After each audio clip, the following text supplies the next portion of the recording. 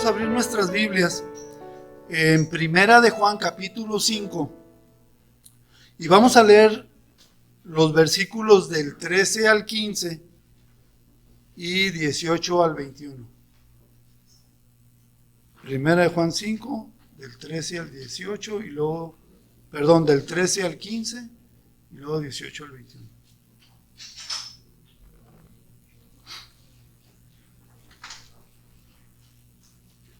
Dice así la palabra de Dios: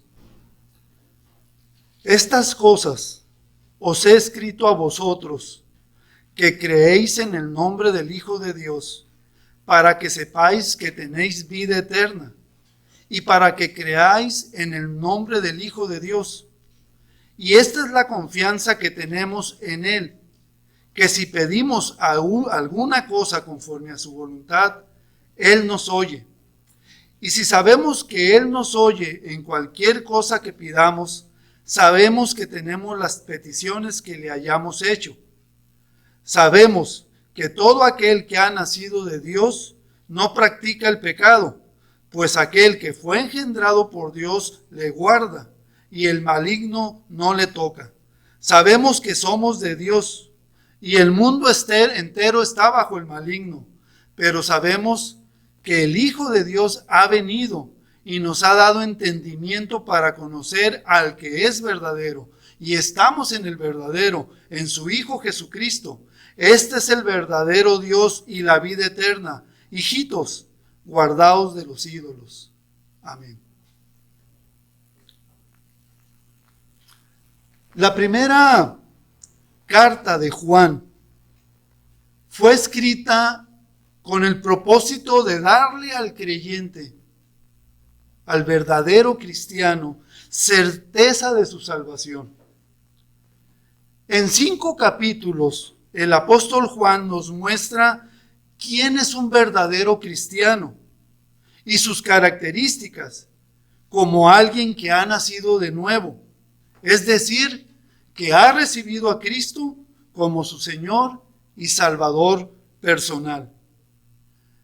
La salvación de un verdadero cristiano no se da por una decisión de levantar la mano de una manera muy ligera o por una simple oración sin ningún sentido, sino que la salvación se da cuando hay un verdadero arrepentimiento en la persona que acepta al Señor Jesucristo como su Salvador y Señor personal.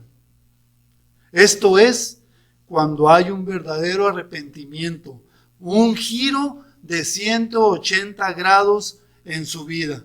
Antes yo caminaba por esa dirección, influenciado por el mundo, pero ahora le doy la espalda a eso, doy un giro de 180 grados y le doy la espalda a todo eso, lo que el mundo ofrece, para seguir al Señor Jesucristo. Y esa es una muestra de una verdadera decisión por Él. Un verdadero creyente no vuelve a la vida de donde salió.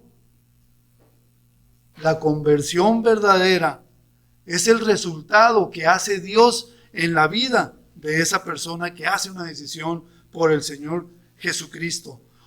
Es la obra sobrenatural de Dios cuando cambia nuestro corazón, cambia nuestra mente de cada persona que se arrepiente de sus pecados. Hay un cambio.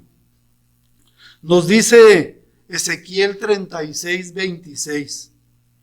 Os daré corazón nuevo y pondré espíritu nuevo dentro de vosotros y quitaré de vuestra carne el corazón de piedra y os daré un corazón de carne. Es Dios quitando ese corazón de piedra y darnos un corazón de carne, un corazón que sea conforme a su voluntad. Es hacer morir al viejo hombre que está viciado y nos viste con ropas nuevas, santas, agradables a Él. Y una señal de la salvación que hay en cada persona se puede ver muy claramente en su diario vivir. Yo me acuerdo cuando estaba en la universidad que me convertí, muchos me decían, ¿qué te pasó? ¿Por qué te veo tan diferente? ¿Qué te hiciste? Pero yo les decía, acabo de recibir a Cristo en mi corazón. Quiero decirles que yo ese semestre que recibí a Cristo en mi corazón, no estaba yendo a la universidad. Yo recibí a Cristo el 23 de marzo de 1991. Y en ese semestre yo no pude ir a la universidad. Pero cuando regresé, hice una decisión por Cristo y Dios otra vez me dio lo necesario para volver a la universidad. Iba yo como ya un hombre nuevo, un hombre que había nacido de nuevo, porque había recibido a Cristo en mi corazón. Entonces, mis amistades de la universidad me dijeron, ¿qué tienes? ¿Que te ves tan diferente? ¿Que ya no eres aquel? Y yo les decía, es Cristo viviendo en mi corazón. ¿Sabías que la obra de salvación es la más grande obra de la creación? El mundo fue creado de lo que no se veía por la palabra de Dios. Pero la salvación costó la sangre del Señor Jesucristo, su vida, cuando fue a la cruz del Calvario y murió por todos nosotros. Él murió por todo el mundo, mostrando su amor para que nadie se perdiera. Conozcamos pues cuáles son las cosas que solo un cristiano sabe para su segura eternidad. Y a este título de la predicación le puse 3 verdades de un verdadero cristiano. 3 verdades de un verdadero cristiano. Y la primera verdad de un verdadero cristiano es que tiene seguridad de salvación. Nos dice el versículo 13 de nuestro pasaje: estas cosas os he escrito a vosotros que creéis en el nombre del Hijo de Dios, para que sepáis que tenéis vida eterna y para que creáis en el nombre del Hijo de Dios. Si bien el apóstol Juan menciona de esto muy categóricamente, hace mucho énfasis en varios de los capítulos, sobre todo cuando usa la palabra escribir, como nos lo dice 1 Juan 1:4, cuando dice, estas cosas os escribimos para que vuestro gozo sea cumplido. Y luego también en 1 Juan 2:1 dice, hijitos míos, estas cosas os escribo para que no pequéis.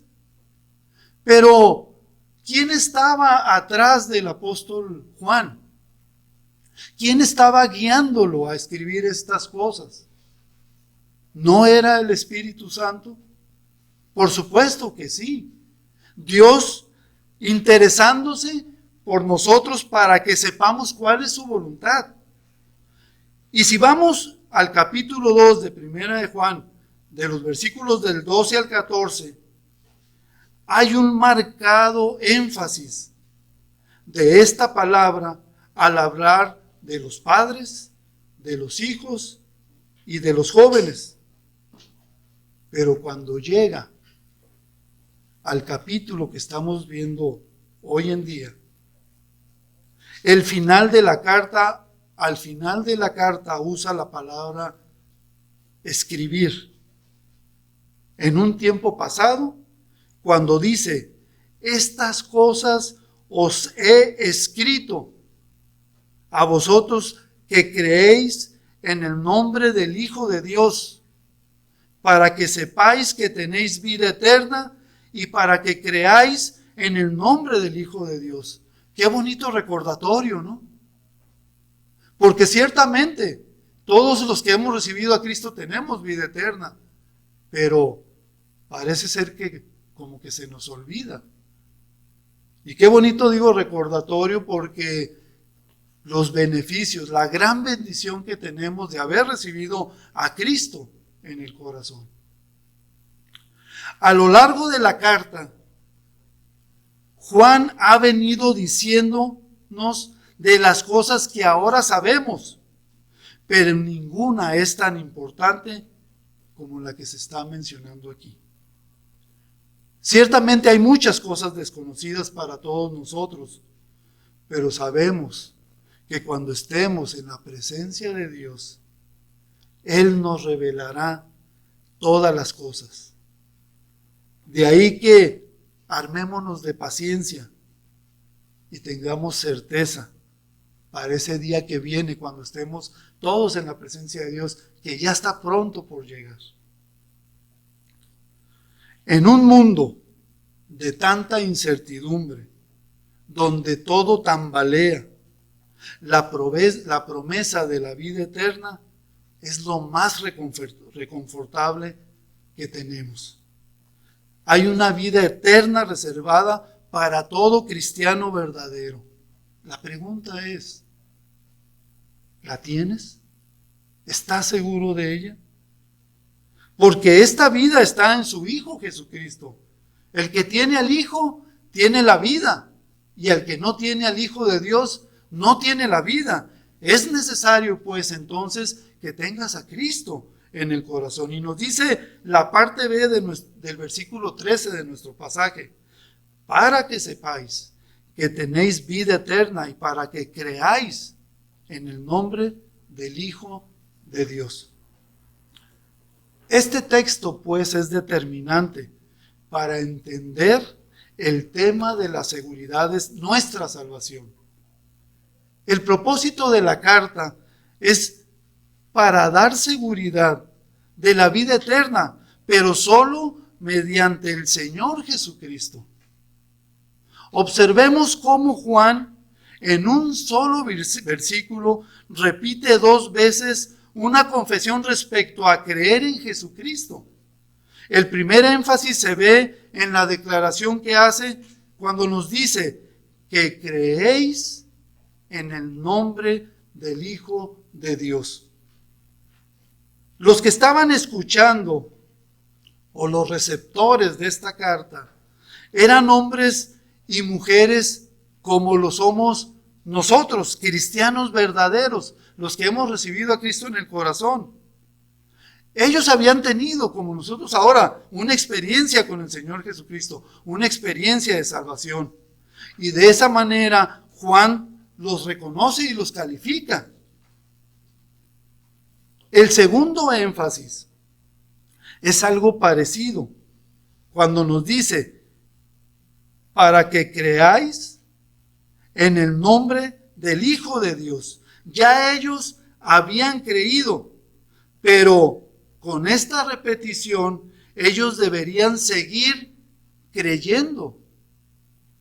No habían creído en cualquier nombre, sino en el nombre del Hijo de Dios. Y el verdadero creyente así se debe estar viviendo cada uno de sus días, creyendo en el Hijo de Dios, creyendo en su palabra, y le damos gracias a Dios por la libertad que tenemos de tenerla. La tenemos ahí en nuestros hogares, ahí encima de nuestros escritorios, en el librero, y es muy importante que no solamente esté ahí, sino que estemos acudiendo a ella. ¿Cuántos años, por ejemplo, tenemos el devocional en medio de nosotros? Yo tengo ahí registrado que tiene el año 88. Me imagino que es el primer año que se hizo. Yo me convertí en el 91, 3 años después. Pero ellos ya son 34 años que se elaboró. Y le doy gracias a Dios porque Dios usó instrumentos útiles en sus manos para dárnoslos. Y les voy a decir algo, después de todos estos años, lo vuelvo a leer y hay enseñanzas nuevas. La palabra supliendo nuestras necesidades, la palabra fortaleciendo nuestro hombre interior, la palabra dándonos conocimiento de quién es Dios y qué quiere de cada uno de nosotros. Entonces decíamos que no habían creído en ningún hombre, sino que habían creído en el Hijo de Dios. Y nosotros creemos en el Hijo de Dios, en el Señor Jesucristo. ¿Qué significa esto? No hay algo mágico al pronunciar el nombre de Cristo, sino de confianza, al saber quién es Jesús, el llamado Hijo de Dios. Nuestra salvación ha sido posible por nuestra creencia en Él. Dios se nos reveló con muchos nombres, pero conocer al Señor Jesucristo como nuestro Señor y Salvador personal es nuestra seguridad de salvación cuando ponemos nuestra confianza, nuestra fe en Él. 3 verdades de un verdadero cristiano. La segunda verdad de un verdadero cristiano es que sabe que Dios le oye. Nos dice el versículo 14 de 1 de Juan 5. Y esta es la confianza que tenemos en Él, que si pedimos alguna cosa conforme a su voluntad, Él nos oye. Otro asunto de la seguridad es nuestra salvación. Se relaciona con nuestras oraciones. La confianza en nuestro Dios viene como resultado de la misma experiencia de nuestra salvación. Lo que arriba se expuso produce una gran confianza al momento de pedirle algo al Señor. ¿Por qué decimos esto? Porque los cristianos verdaderos, los que han nacido de Dios, saben perfectamente que Dios escucha nuestras oraciones. Me acuerdo en aquellos años cuando recién me convertí, una de mis peticiones fue que mi familia se convirtiera a Cristo. Pero desde mi perspectiva, yo lo veía muy difícil, porque sabía lo religioso que eran. Pero fíjense lo que dije, desde mi perspectiva. Pero cuando oré a Dios, le pedí a Dios que me diera gracia y sabiduría y que yo le compartiera lo que yo estaba aprendiendo, la verdad le doy gracias a Dios porque estaba yo admirado de ver cómo, por ejemplo, mi mamá, al leer la palabra de Dios, Dios estaba taladrando su corazón. De tal manera que lo quebrantó. Qué precioso ver cómo la palabra de Dios, por un lado, trabaja en nuestros corazones, en los corazones de las personas, como también, gracias a Dios, porque Él oye nuestras oraciones. La experiencia de la salvación nos pone en una íntima comunión con Dios. El cristiano verdadero tiene su confianza en Dios, como a veces vemos que un niño muy pequeño la tiene con su padre, ¿no? Que a veces hemos visto cómo el padre le dice, aviéntate y yo te cacho, y el niño sin temor a ningún peligro se avienta, porque confía en su padre que lo va a tomar en sus brazos y no lo va a dejar caer. ¿Cuándo el Señor nos ha fallado? Como decíamos hace rato, Él permanece fiel. Y así, nosotros podemos acercarnos a Dios en oración, sabiendo que Él oye nuestras oraciones. Aunque, esto es bien importante, aunque no siempre tenemos las respuestas conforme a nuestros deseos. Sí, porque el te pido está de moda, ¿verdad? Pero más bien, ¿por qué pedimos? pedimos por la voluntad de Dios. Y si pedimos conforme a su voluntad, Él nos oye. Y tenemos las peticiones de nuestro corazón. El énfasis que hace el apóstol Juan está en que nuestras peticiones son oídas por Dios. Eso ténganlo por seguro. Si estamos en íntima comunión con Dios, nuestras peticiones van a llegar hasta el trono de su gracia y el Señor las va a oír. De eso podemos estar seguros. Cada vez que oramos aquí para iniciar o para terminar la reunión, sabemos que Dios oye nuestras peticiones, que llegan hasta su presencia. ¿Por qué? Porque las hacemos en el nombre de nuestro Señor Jesucristo. Las que hacemos cuando nos reunimos en nuestras reuniones de la congregación, reuniones de oración, también sabemos que Él nos oye. Él es fiel a su promesa. Él nos oye. Pero, ¿cómo van a ser contestadas? No lo sabemos. Pero confiamos en Él. Porque una y otra vez sus respuestas son buenas, son agradables y son perfectas. Pero la manera en que Dios contesta, a veces ni nos lo imaginábamos que iban a ser así. Entonces, para el cristiano verdadero, el destinatario de sus oraciones es el Dios creador de todo el universo. No es un Dios hecho por los hombres, aquellos que no oyen, ni ven, ni caminan, según nos dice el Salmo 115 del 4 al 7. Dice la Escritura, los ídolos de ellos son plata y oro, obra de manos de hombres. Tienen boca, mas no hablan. Tienen ojos, mas no ven. Orejas tienen, mas no oyen. Tienen narices, mas no huelen. Manos tienen, mas no palpan. Tienen pies, mas no andan. No hablan con su garganta.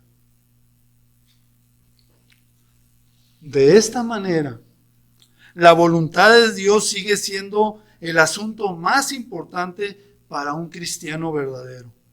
Y la oración debe estar unido a esto. Porque sabemos que tenemos las peticiones hechas. Dice el versículo 15 de 1 de Juan 5. Y si sabemos que Él nos oye, en cualquier cosa que pidamos, sabemos que tenemos las peticiones que le hayamos hecho. La manera como Juan escribe, a mí en lo personal me produce cierta curiosidad, porque pareciera repetir las mismas ideas, o algunas veces decir lo mismo. Pero no es así. Todo lo contrario.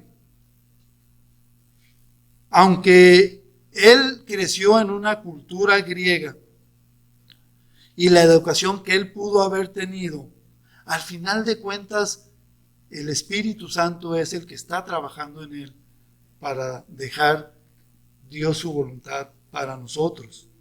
Entonces notemos, por ejemplo, cómo en 1 de Juan, en el capítulo 5, versículo 13, habla a los que creéis. Dice, a los que creéis. Y luego dice, para que creáis. Y en 1 Juan 5, capítulo 5, versículo 15 y 16, habla de la oración siendo oída, pero también siendo respondida. En ambos casos, el cristiano verdadero tiene puesta su confianza en el Señor. Sin embargo, Juan mismo nos habla de las condiciones para que tales oraciones puedan ser oídas y respondidas. Y esto lo podemos ver en el Evangelio de Juan, en el capítulo 5, en el versículo 7, donde nos dice, si permanecéis en mí. Estas son es la palabra del Señor Jesucristo, donde Él nos dice, si permanecéis en mí y mis palabras permanecen en vosotros, pedid todo lo que queréis y os será hecho. Repito nuevamente, si permanecéis en mí, dice el Señor Jesucristo, y mis palabras permanecen en vosotros, pedid todo lo que queréis y os será hecho. Una condición para las respuestas a nuestras oraciones es permanecer en la palabra de Dios. Sin embargo, como decíamos hace rato, a veces las oraciones no son contestadas, nos dice espera, o a veces también son contestadas inmediatamente. Nos dice no, nos dice espera, o nos da una contestación inmediata.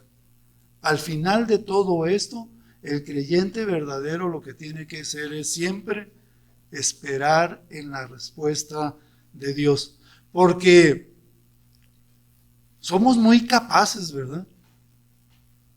A veces nos creemos con mucha capacidad para hacer las cosas en nuestras propias fuerzas. Pero tristemente, al final,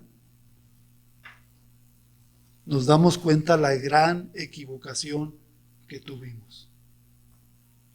Porque no permitimos al Señor participar en cada una de nuestras situaciones. Por eso la importancia de que nos hagamos a un lado. Ponte en el asiento del acompañante y déjale al Señor Jesucristo el volante de tu vida para que Él lo guíe. Y podemos ver, tenemos este gran ejemplo en la vida del Señor Jesucristo, cómo el Señor Jesucristo, deseando no beber la copa amarga, le pidió al Señor, si es tu voluntad que pase de mí esta copa,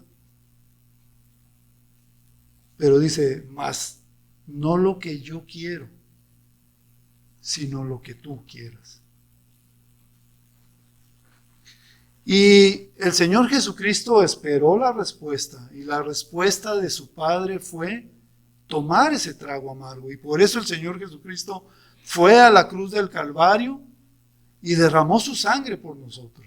Esa era la voluntad de su Padre. ¿Qué tanto estás tú a la expectativa de la respuesta de Dios para tu vida? Porque también podemos ver cómo el apóstol Pablo 3 veces le pidió a Dios que quitara el aguijón de su carne. Ahí lo pueden ver en 2 Corintios capítulo 12. Pero, ¿qué pasó con esa petición que él hizo? Por tres veces. Dios le dijo que no. Pero sin embargo vemos al apóstol Pablo cómo se gozaba en la voluntad de Dios.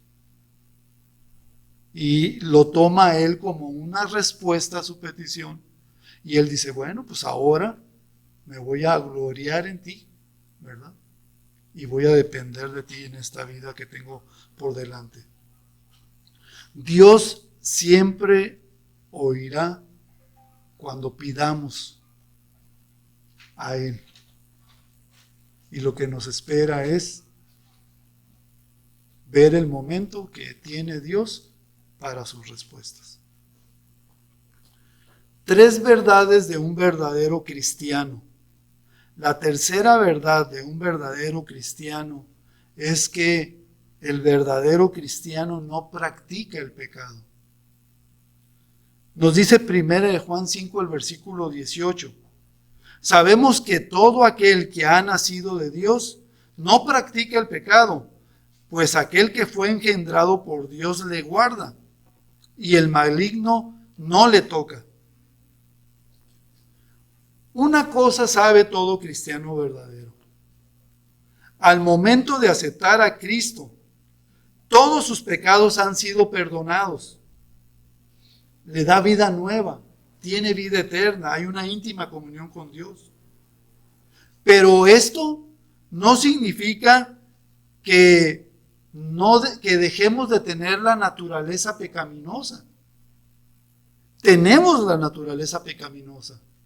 Y si dejamos de alimentarnos de la palabra de Dios, si dejamos de depender del Señor, esa naturaleza pecaminosa va a tomar el control de nuestras vidas y nos va a llevar a pecar contra Dios. Y también a que nuestra vida tenga deterioros, porque la naturaleza pecaminosa no produce ningún bien, sino todo lo malo.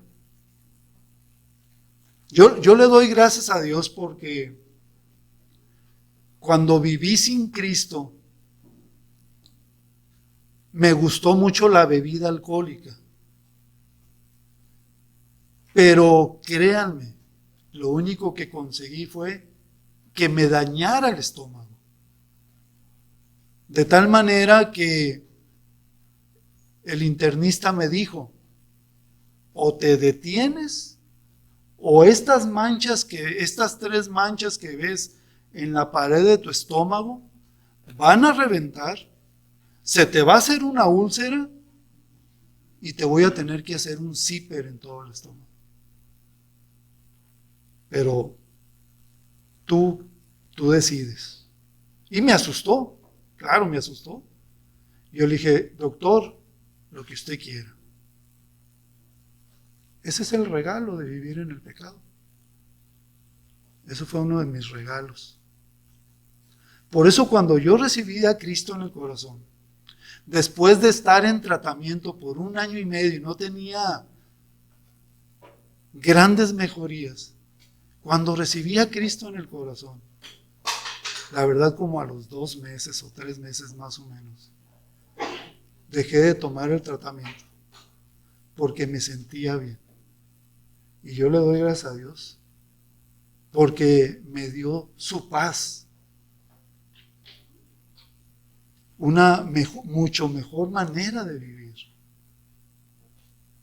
¿Cuántos beneficios no tenemos por seguir a Cristo? Pero nuestra naturaleza pecaminosa, como decíamos, nos acompaña. No ha sido redimida, pero gemimos, esperando que un día se dé la redención.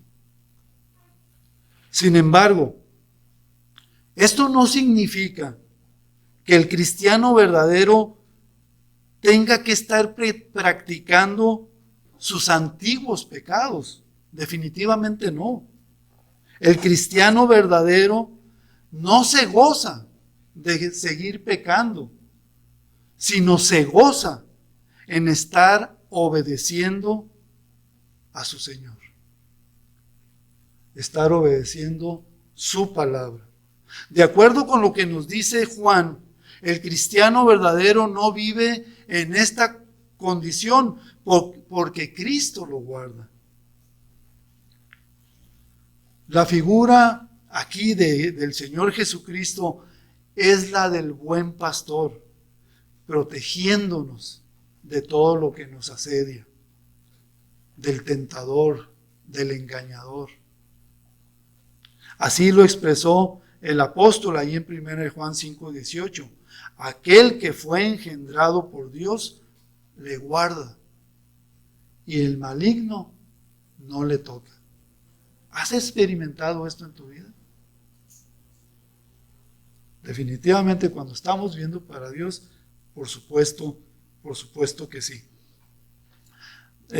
No sé si les he comentado cuando unos amigos, yo ya siendo cristiano, yo tenía como algunos 15 años de convertidos, me invitaron a una reunión, pero al invitarme a esa reunión era para hacerme caer en mi antigua manera de vivir. Entonces cuando llegué, estos cerraron las puertas y dijeron, de aquí no te vas y nos la vamos a pasar como nos la pasábamos antes. Lo primero que hice es orar al Señor. Señor, sácame de aquí, yo no quiero pecar contra ti. Entonces busqué la manera, fui al baño, tenía reja a la ventana, fui a la cocina, tenía reja a la ventana, fui a una de las recámaras que estaban abiertas, tenía reja a la ventana. Dije, Señor, sácame de aquí. Y de la otra recámara se abrió la puerta y salió un joven como unos 18 años. Y le dije, buenas tardes. Me dice, buenas tardes. ¿Eres familiar de César? Sí, soy su sobrino. Le digo, oye, ¿tendrás llave de la puerta porque quiero salir? Y me dice, sí, ¿cómo no? Ahorita la traigo. En ese momento dije, Señor, gracias. Me abrió la puerta de la casa, me abrió la puerta de las escaleras que bajan al primer nivel y me abrió la puerta de la reja para salir a la calle. Y el joven me dice, aquí lo espero si quiere. Le dije, te agradezco mucho, cierra todo por favor. Este joven, a lo que entendí, cerró la primera puerta, la segunda, la tercera puerta y se metió a tu recámara. Porque todos los demás me andaban buscando por la casa que no me hallaban. ¿Y dónde te metiste? Si buscaron hasta en los gabinetes de la cocina. Y no me hallaron. ¿Cómo Dios abre las puertas, ¿verdad? ¿Cómo Dios nos da la salida? Para que no pequemos. Él nos guarda. Necesitamos depender de Él.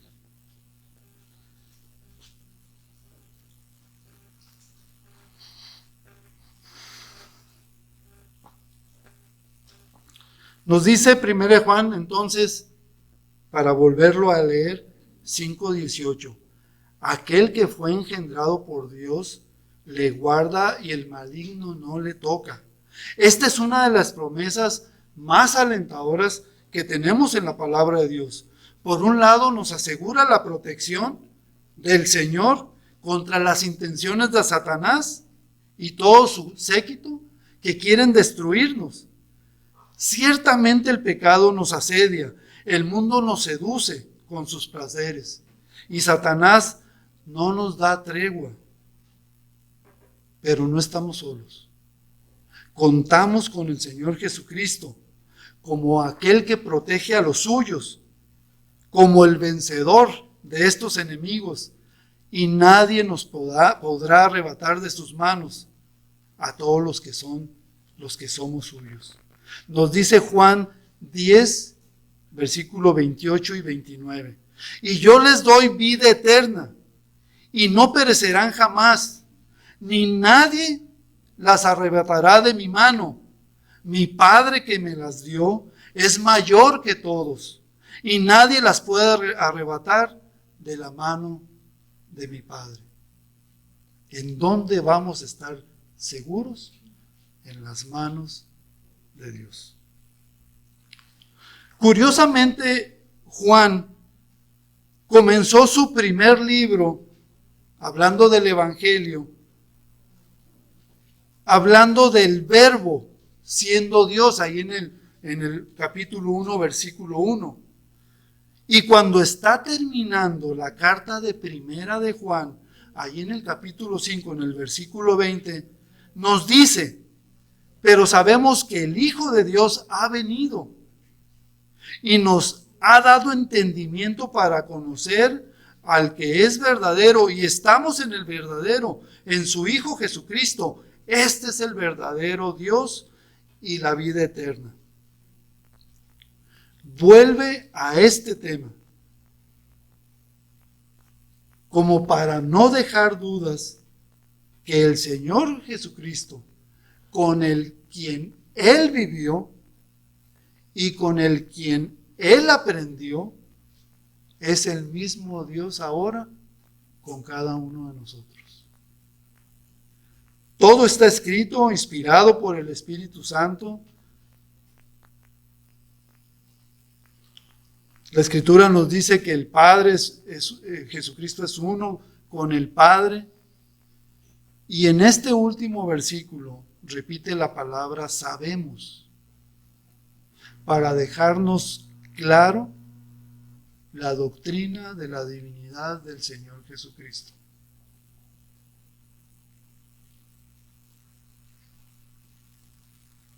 ¿En quién confiamos? En el Señor Jesucristo, claro. ¿En quién deberemos seguir confiando? En el Señor Jesucristo, claro está. No pudimos tener un mejor regalo, el que Dios enviara a su Hijo Jesucristo a morir por nuestros pecados. Nunca vas a encontrar un mejor regalo. Aunque juntes todos los tesoros del mundo, no son del alto valor que es esa preciosa sangre derramada en la cruz, en la cual todos nosotros fuimos limpiados al creer en Él.